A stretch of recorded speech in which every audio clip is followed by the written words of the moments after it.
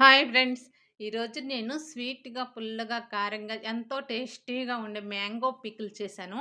ఇది చాలా బావుంటుందండి. ఇష్టపడని వాళ్ళంటూ ఉండరు. చాలా ఈజీగా, సింపుల్‌గా చేసుకోవచ్చు. దీన్ని ఎలా చేయాలో చూపిస్తాను ఇప్పుడు చూడండి. దీనికి పచ్చిగా, పుల్లగా ఉండే కాయలు, పచ్చిగా ఉండేవి ఇలాంటి కాయలు తీసుకోవాలండి ఫ్రెష్‌గా ఉండేయి. వీటిని మొత్తం పైన పొట్టు తీసుకోవాలి. ఈ చట్నీ ఎలా అంటే ఇప్పుడు వీటిని మనం తురుముకొని ఎంత తురుమైతే ఉంటుందో అంత స్వీటు తీసుకోవాలండి. పంచదారే కానివ్వండి, బెల్లమే కానివ్వండి, కప్పులతో కొలతతో ఎన్ని కప్పులు తురుమైతే అన్ని కప్పులు పంచదార, బెల్లము కలిపి అన్ని కప్పులు తీసుకోవాలనమాట. చాలా త్వరగా అయిపోతుంది. సంవత్సరం పాటు నిల్వ ఉంటుంది. అసలు దీన్ని ఇష్టపడని వాళ్ళు ఎవరు ఉండరు. అంత బావుంటుందనమాట. మనకి నోటికి ఏదైనా రుచిగా కావాలి, నోరు బాలేదు అని అనుకున్నప్పుడు అలా తినటానికి బావుంటుంది. టేస్టీగా ఉంటుంది. చపాతీలో రాసుకొని పిల్లలకి రోటీగా ఇలా మడిచేసి ఇస్తే చాలా ఎంజాయ్ చేసుకుంటూ తింటారనమాట పిల్లలు. అంత బావుంటుంది. ఒక్కసారి చేసి చూడండి. ఇలా మొత్తం కాయలన్నీ పొట్టు తీసుకోవాలి. నేనిక్కడొచ్చి 5 కాయలు తీసుకున్నానండి. 5 కాయలని ఇలా శుభ్రంగా పొట్టు తీసేసుకున్నాను. ఇప్పుడు వీటిని తురుమాలనమాట. ఓ ప్లేట్ తీసేసుకొని ఇట్లా పెద్ద బెజ్జాల వైపు కాకుండా ఇలా సన్న బెజ్జాల వైపు తీసుకొని తురుముకోవాలండి. పచ్చిగా ఉన్న కాయలైతే చాలా బావుంటుంది. ఇప్పుడు నేను తీసుకునేయి కొంచెం కలర్‌గా ఉన్నాయి గదా! పచ్చివైతే ఇంకా బావుంటుంది. ఎలా అయినా టేస్టే ఉంటుంది. చాలా టేస్ట్ ఉంటుందనమాట. మనం దీన్ని తీగ పాకం వచ్చేలాగా చేసుకుంటే చాలు. సంవత్సరం పాటు నిలువ ఉంటుంది.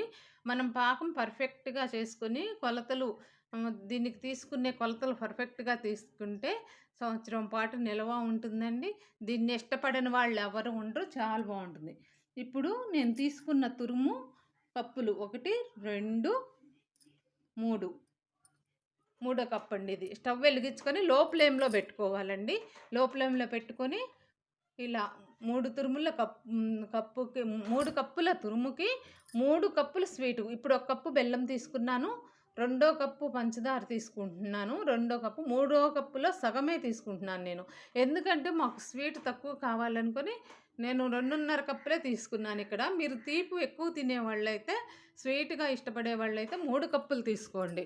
1 కప్పు బెల్లము, 2 కప్పులు పంచదార. 3 కప్పులు తీసుకోండి స్వీట్ ఇష్టంగా తినేవాళ్ళైతే. ఇలా లో ఫ్లేమ్‌లో పెట్టుకొని ఇలా కలుపుకోవాలండి. అది కరిగే వరకు లో ఫ్లేమ్‌లో పెట్టుకొని ఇలా కలపాలనమాట. చూసారా? ఇలా జావయింది. ఇప్పుడు కొంచెం దగ్గరే ఉండి తిప్పేటట్లయితే మీరు కొంచెం హైలో పెట్టుకుంటూ, కొంచెం సిమ్‌లో పెట్టుకుంటూ అలా కలుపుకోండి. నేనిక్కడే ఉండి చేస్తున్నాను గాబట్టి, ఒకసారి హైలో పెడుతున్నాను, ఒకసారి లో ఫ్లేమ్‌లో పెడుతున్నాను. అలా తిప్పుతూ ఉన్నాననమాట. చూసారా? మొత్తం కరిగిపోయి ఇలా దగ్గర పడిపోతుంది. ఇలా తిప్పుతూ ఉండాలండి. కొంచెం అడుగంటుకోకుండా, మాడకుండా చూసుకుంటే సరిపోతుంది మనం. ఇది తీగ పాకం వచ్చే వరకు ఇలా తిప్పుకుంటూ ఉండాలనమాట. మీరు బెల్లం ఎప్పుడైనా సరే మీకు ఒక కప్పు తురిమే ఉంటే ఒక కప్పే బెల్లం, అరకప్పు బెల్లం, అరకప్పు పంచదార తీసుకోండి. 2 కప్పులు ఉన్నాయనుకోండి, ఒక కప్పు బెల్లం, ఒక కప్పు పంచదార అలా తీసుకోండి. ఇప్పుడు హాఫ్ టీ స్పూన్ జీలకర్ర పొడి అండి. వేయించి పొడి చేస్తాం కదా జీలకర్ర, ఆ పొడి హాఫ్ టీ స్పూన్. ఉప్పు హాఫ్ టీ స్పూన్. నేను ఇక్కడ రాక్ సాల్ట్ తీసుకున్నాను. బ్లాక్ సాల్ట్ అయినా ఓకే, రాక్ సాల్ట్ అయినా ఓకే, మామూలు సాల్ట్ అయినా ఓకే. హాఫ్ టీ స్పూన్ కారం, హాఫ్ టీ స్పూన్ జీలకర్ర పొడి, హాఫ్ టీ స్పూన్ ఉప్పు, హాఫ్ టీ స్పూన్ కారం అండి 5 కాయలకి. ఇది బాగా కలిపేసుకోవాలి. మీరు 2 కాయలతో చేసేటట్టయితే ఇంకొంచెం మీరు తీసుకునే కారాన్ని బట్టి చూసుకోండి. పావు టీ స్పూను అలా వేసుకోండి. కొంచెం తగ్గించేసుకోండి హాఫ్ టీ స్పూన్ మీద జీలకర్ర, ఉప్పు, కారం. నేను 5 కాయలకి హాఫ్ హాఫ్ వేసాను. ఇలా బాగా కలిసేలాగా కలుపుకోవాలి నిదానంగా. చూసారా గట్టిపడిపోతుంది, జ్యూసీగా అవుతుంది, హల్వాలాగా కనిపిస్తుంది చూడండి జ్యూసీగా.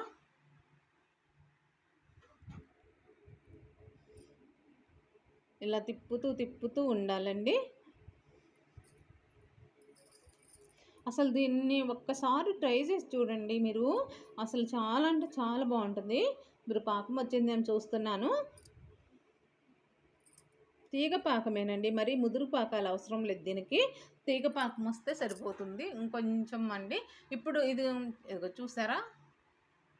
ఇంకొంచెం వచ్చేస్తే సరిపోతుందనమాట. ఇదేంటంటే ఓ ప్లేట్‌లో ఏసి చూసుకుంటే మనం జారిపోకుండా ఉండాలి. ప్లేట్‌లో ఏసినప్పుడు జారకుండా ఉండాలనమాట. ఇప్పుడు నేను ప్లేట్‌లో ఏసి చూపిస్తున్నాను చూడండి. ఇలా ఏస్తే కిందకి ఇది ఇలా జ్యూసీగా జారిపోకుండా ఒక చోట ఆగిపోయి ఉండాలి. చూసారా? ఆగిపోయింది పడిపోవట్లేదు.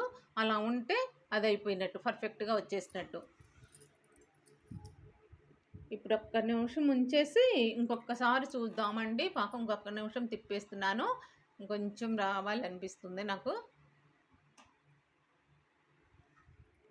చాలా త్వరగా అయిపోతుందండి. ఎక్కువ కష్టపడాల్సిన అవసరం లేదు. మీరు మామిడికాయలను పొట్టు తీసుకొని తురుముకునే టైంలో ఇక్కడ చేయటం అయిపోతుందనమాట. అంత త్వరగా అయిపోతుంది. కొంచెం కాలుతుందండి. అందుకే కొంచెం ఇప్పుడు చూస్తున్నాను. ఇగోండి చూడండి. వచ్చేసింది చూడండి. ఇలా తీగ పాకం వస్తే సరిపోతుంది. అయిపోయినట్లే అండి. ఇలా తీగ పాకం వచ్చేస్తే పర్ఫెక్ట్‌గా వచ్చేసినట్లే. ఇది సంవత్సరం పాటు నిలవ ఉంటుందండి. ఇప్పుడు స్టవ్ ఆఫ్ చేసుకొని మనము తనుపుకోసారి ఒక 5 నిమిషాలకోసారి కలుపుతూ ఉంటే త్వరగా ఆరిపోతుందనమాట. గట్టిగా అయిపోతుంది. ఇలా ఇప్పుడే గట్టిగా ఉంది కదా! ఇంకా ఆరిపోతే ఇంకా గట్టిగదనం వస్తుంది. 5 నిమిషాలకోసారి తిప్పుతూ ఉండండి. ఆరిపోయే వరకు అయి శుభ్రంగా పూర్తిగా చల్లారిన తర్వాత ఒక గాజు సీసాలో స్టోర్ చేసుకోండి. మీకు సంవత్సరం పాటు నిల్వ ఉంటుంది. పిల్లలైతే చాలా ఇష్టంగా ఎంజాయ్ చేస్తారండి దీన్ని. చపాతీలోకి కూడా బావుంటుంది. ఇదిగోండి నేను ఇలా స్టోర్ చేసుకున్నాను సీసాలో. చాలా బావుంటుంది. ఒకసారి ట్రై చేసి చూడండి. మీకు మళ్ళీ మళ్ళీ చేసుకోవాలనిపిస్తుంది. అంత టేస్టీగా ఉంటుందండి. మీకు ఈ వీడియో నచ్చితే లైక్ చేయండి, సబ్స్క్రైబ్ చేయండి. చేసి చూడండి ఒకసారి చాలా బాగుంటుంది.